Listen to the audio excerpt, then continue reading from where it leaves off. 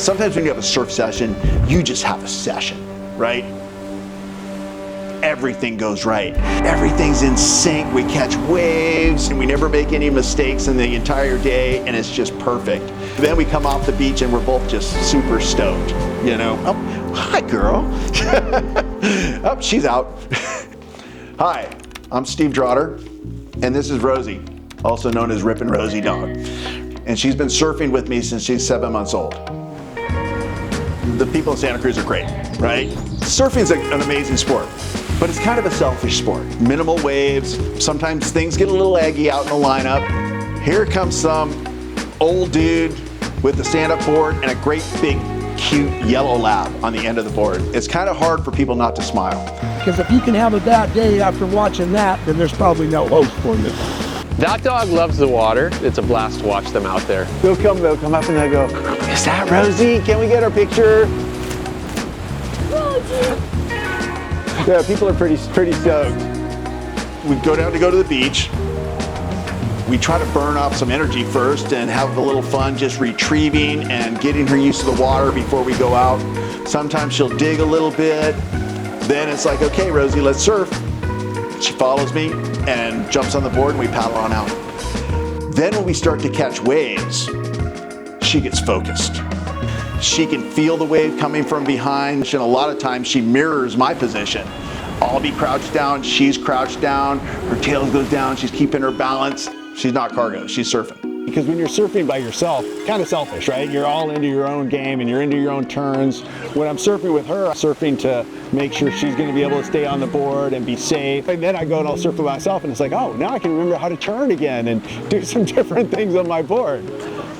But surfing with her is better. Before we got Rosie, I had an amazing black lab named Kona. I tried to put her on a board a couple times and she wasn't having any of it. She just wanted to swim. 3 generations removed from Kona's father, they were having another litter, and that was Rosie. The day that she was done with her shots and she was allowed to go, we immediately went down to Pleasure Point, played in the ocean so she was able to walk through the tide pools. She was immediately an ocean dog. When she was 7 months old, we drove all the way across the country to a lake in Maine. And there she was swimming every day. Maybe I can actually get her on a stand-up paddleboard. And I'm like, okay, Rosie, come on, come get on the board. She ran down, jumped on my board, and we immediately went paddling out. Okay, maybe I can come back and catch some waves with her in Santa Cruz. One of the things you know is you don't want to ever have bad experiences. So we started going out to Pleasure Point to surf in waves that were so small you could hardly even catch them. And then after a day or so, when she seemed like, okay, she was comfortable moving faster, we went out when waves were slightly bigger. She started standing up, moving towards the nose, moving towards the inside rail if we're going down the line, and she actually started surfing as we were progressing. She wasn't just, you know, people say, she's surfing, and it's like, yeah, she's not cargo. She's not just on the end of the board. She is actually involved in what we're doing. And after that, we went out and started doing training at the canine clinic with Lance, right? They can surf and that's awesome and it's whatever. But then you add this component in, like, she is obedient. Her obedience training we do out here is focused on obedience and control and safety. She has to get off that board, she has to be on the beach so the heel, sit, stay, come, the down. The obedience part is really important because she's going to take that to the beach.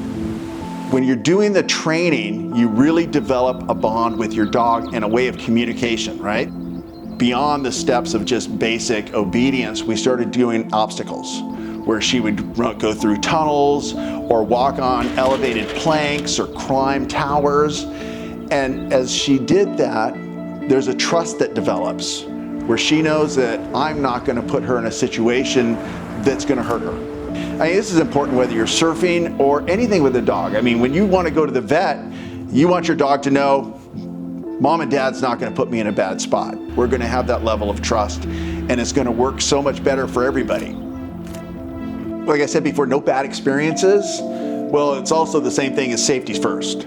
Conditions aren't always right. If the tide's too high and she doesn't have any place to swim in when we get separated, we don't go surf. We're not going to go do that. And if the surf's too big or the winds are too strong, we're not going to go out.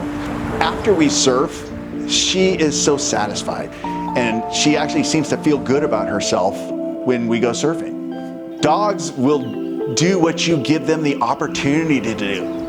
You know, if you give the dog the opportunity and the exposure, they're gonna be able to handle it if you put in the time with them. The payback is amazing because that love and joy and trust you have in that relationship is amazing if you put in the effort.